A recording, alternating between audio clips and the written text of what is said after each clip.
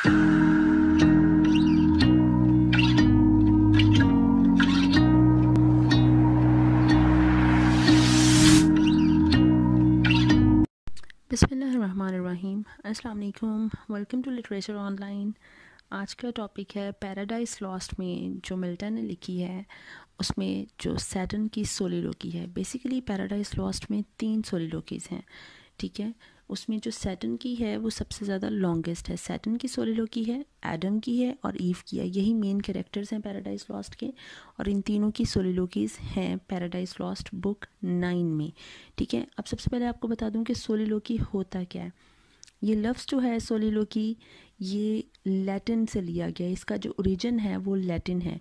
उसमें जो सोलो है, सोलो का मतलब है टू वन सेल्फ, मतलब एक इंसान से या अपने आप से। एंड लोकर का मतलब है आई टॉक, ठीक है।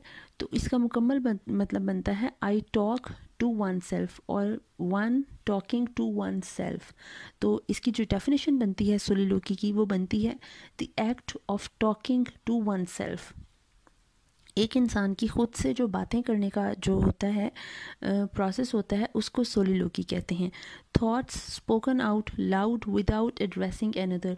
जैसे कुछ लोगों को आदत होती है अपने आप से शीशे में देखकर बात करना, या वैसे ही जिस तरह बात कर रहे होते हैं खुद से बातें करना। तो वो जो खुद से बातें करना है without talking to anyone else is called soliloquy, ठीक है।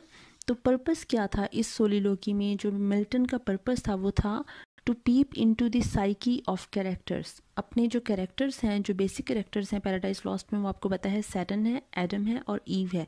उन कैरेक्टर्स के जो जहन में ख्यालात हो आ रहे हैं, उनका जो साइकोलॉजिकल एक जो कॉन्फ्लिक्ट चल रहा है, एक जो उनके दिमाग में जो एक रश ऑफ थॉट्स चल रहा है, उस थॉट्स को ऑडियंस तक, रीडर तक लेकर आना, ठीक है। कि उनके दिमाग में क्या क्या चल रहा है, वो क्या चाह रहे हैं, क्या प्लान कर रहे हैं, ठीक है। Revealing their plans and motives. और इस सोलिलोकिस के थ्रू एडम मिल्टन ने क्या किया, उसने इनके जो कैरेक्टर्स के प्लान्स हैं, ख़ासतौर पर जो सैटर्न का प्लान है टू डिस्ट्रॉय एवरीथिंग, वो ये रिवील करता है, ठीक है। जो सैटर्न के मोटिव्स हैं कि उसने ह्यूमैनिटी को, उसने एडम और ईव को डिस्ट्रॉय कर देना है, वो इन सारे प्लान्स को रिवील करता है और एडम और ईव क्या सोच रहे हैं, ठीक है। And future development is brought fourth.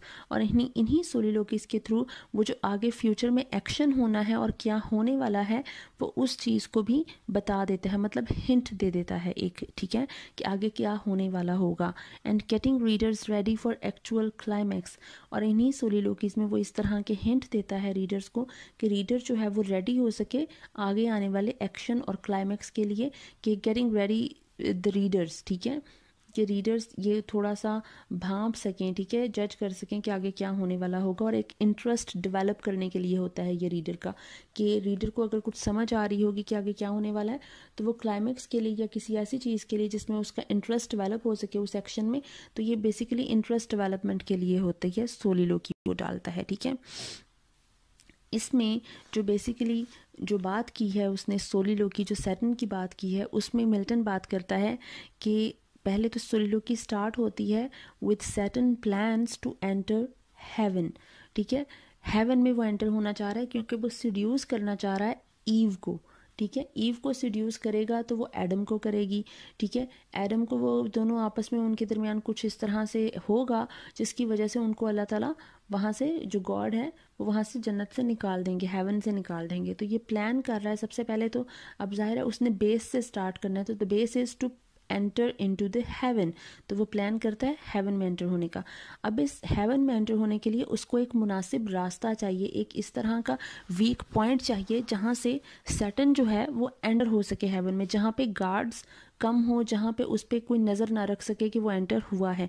तो वो इसके लिए वो क्या करता है, वो अपनी सारी तैयारी करने के लिए, कि जहाँ पे टॉम क्रूज बना हुआ है ना यहाँ पे सैटर्न, तो वो अपनी तैयारी करने के लिए he took 7 rounds of earth to find a suitable place, एक ऐसा होल ढूंढने के लिए, ठीक है, जहाँ पे गार्ड्स कम हो, जहाँ पे सिक्योरिटी कम हो, वहाँ से उसने एंटर होना है, वो करते हैं। तो उसके लिए वो लाइन आती है, the space of 7 continued nights he rode with darkness.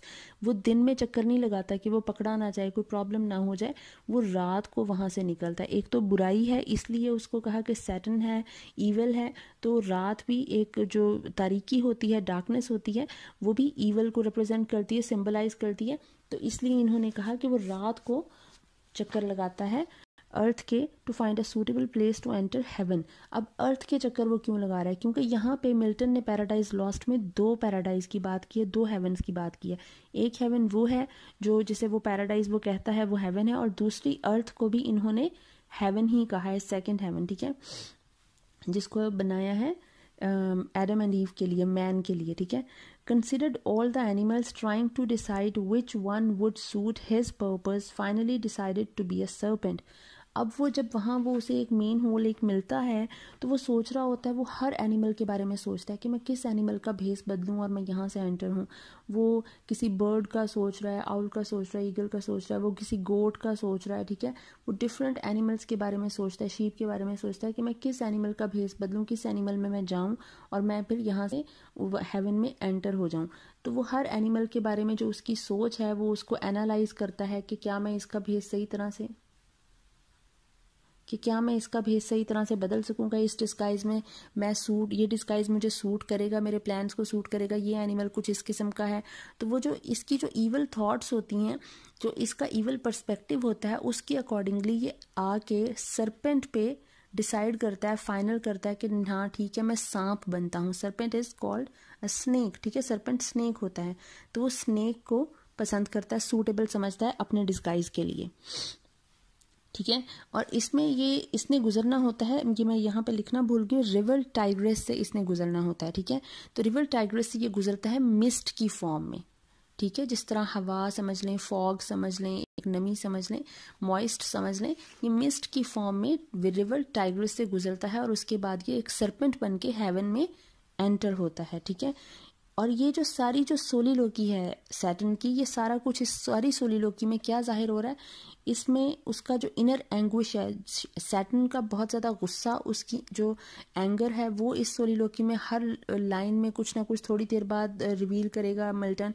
Passion for revenge, और वो किस तरह से रिवेंज लेना चाह रहा है, उसमें किस तरह से वो आग भड़क रही है कि वो बदला लेगा, रिवेंज लेगा, ठीक है। Consciousness of his own degradation, और वो किस तरह जिल्लत महसूस कर रहा है, डिग्रेडेशन फील कर रहा है, ठीक है। एक सेंस ऑफ आप समझ लें इन्फीरियोरिटी, या फिर उसको इंसल्ट फील हो रही है, ठीक है। वो जो इंसल्ट फील हो रही है, वो उस चीज़ का ये जिक्र बार बार आएगा कि उसे इंसल्ट किया गया है, ठीक है। और अब वो इसका रिवेंज लेगा और इसका बहुत ज़्यादा एंगर उसके दिल में है, ठीक है। जब वो अर्थ के चक्कर लगा रहा होता है और वो देख रहा होता है और वो एक चीज़ ढूंढ रहा होता है, तो वो अर्थ की ब्यूटी को एडमायर करने से रुक नहीं पाता कि अल्लाह ताला ने अर्थ को इतना ज़्यादा खूबसूरत बना दिया है। मतलब है वो सरपेंट, है वो ईवल, लेकिन वो फिर भी उस ब्यूटी को एडमायर करने से खुद को रोक नहीं पा रहा, ठीक है। सैटर्न की सोलिलोकी में वो इस बात का भी जिक्र करता है कि अर्थ कितनी ज़्यादा वेल ऑर्डर्ड है, और evolution of life from plant to herb, कि एक प्लांट से किस तरह से एक हर्ब बनती है, जैसे एक सीड से एक प्लांट ग्रो करता है और एक प्लांट से आप हर्ब्स बन रही हैं, फ्रूट्स बन रहे हैं, वेजिटेबल्स बन रहे हैं। तो वो डिफरेंट चीज़ों को एडमायर करता है कि अल्लाह ताला ने ये जो एक प्रोसेस ऑफ लाइफ है, एक ये जो साइकिल ऑफ लाइफ है, ये कितना खूबसूरत बनाया है, इतनी छोटी सी चीज़ से क्या क्या ग्रो कर रहा है, ठीक है, किस तरह से एवोल्यूशन हो रही है लाइफ की। फिर वो दूसरी बात को एडमायर, जो एक और बात को करता है, ज़रूरी चीज़ को वो करता है, nobler birth of animate creatures until growth sense reason are fall summed up in man.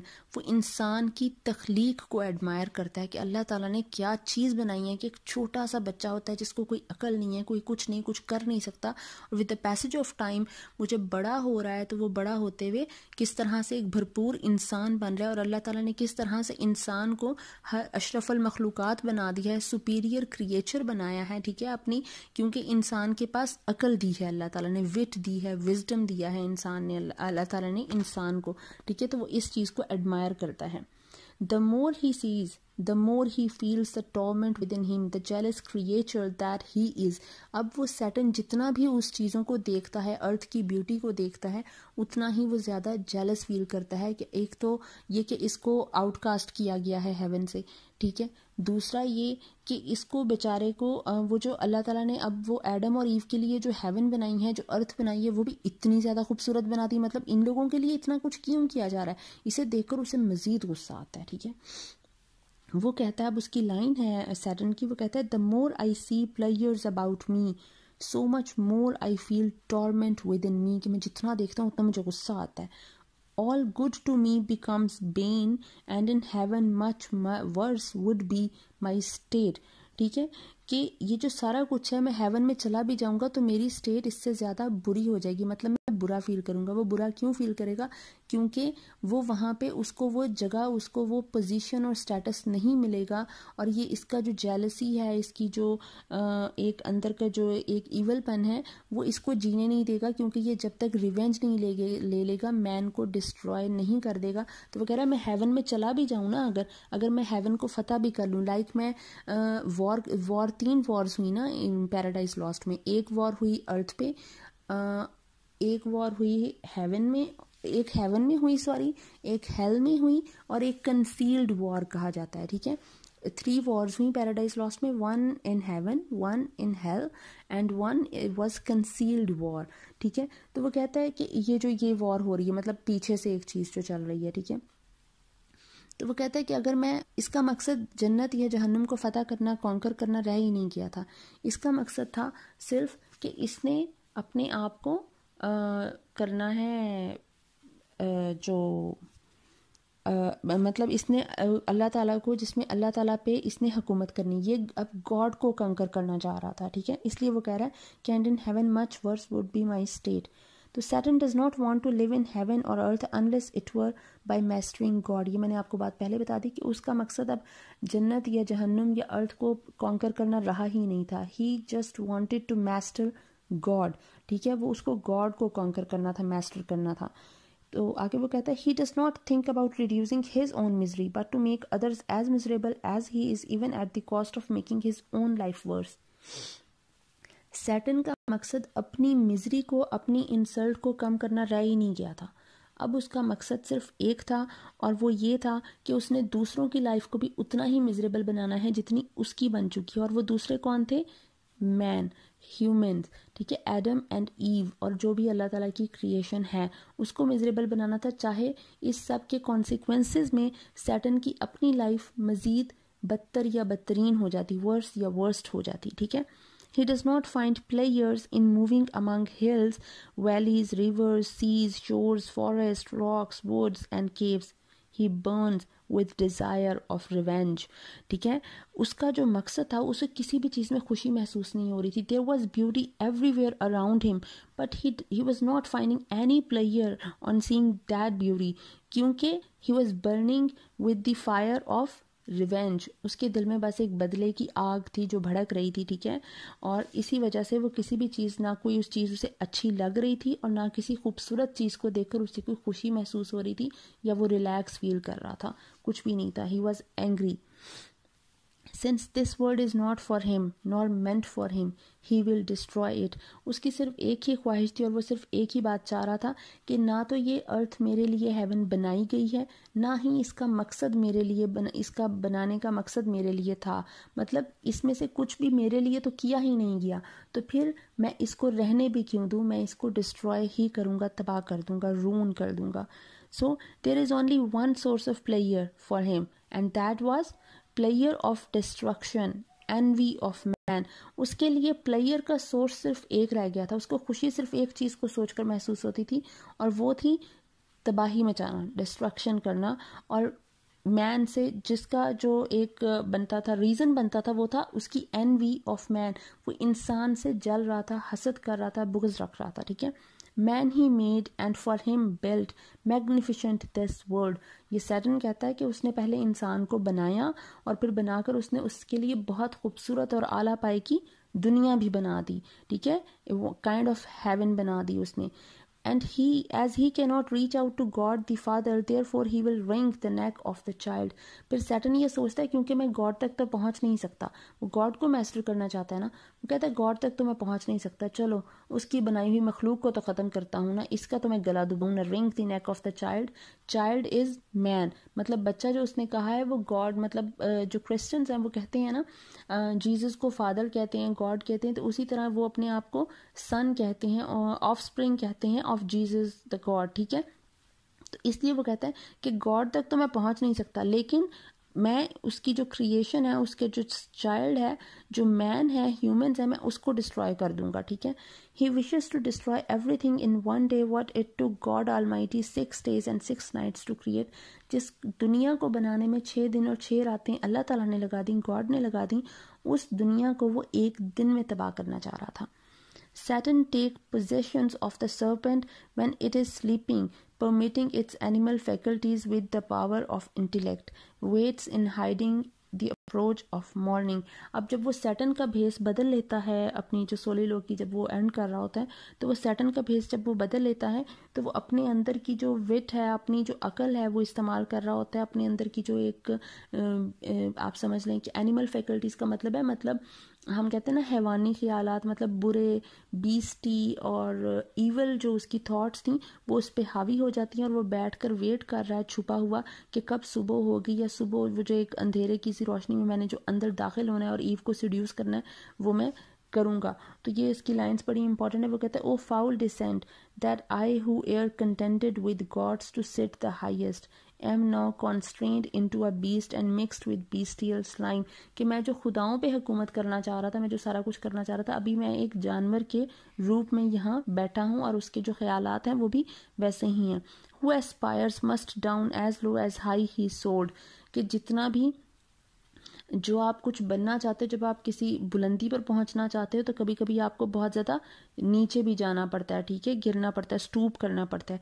Revenge at first thought sweet bitter ere long back on itself recoils, ठीक है। तो आई होप आपको समझ आ गई होगी ये सैटर्न की सोलिल की, and thank you so much.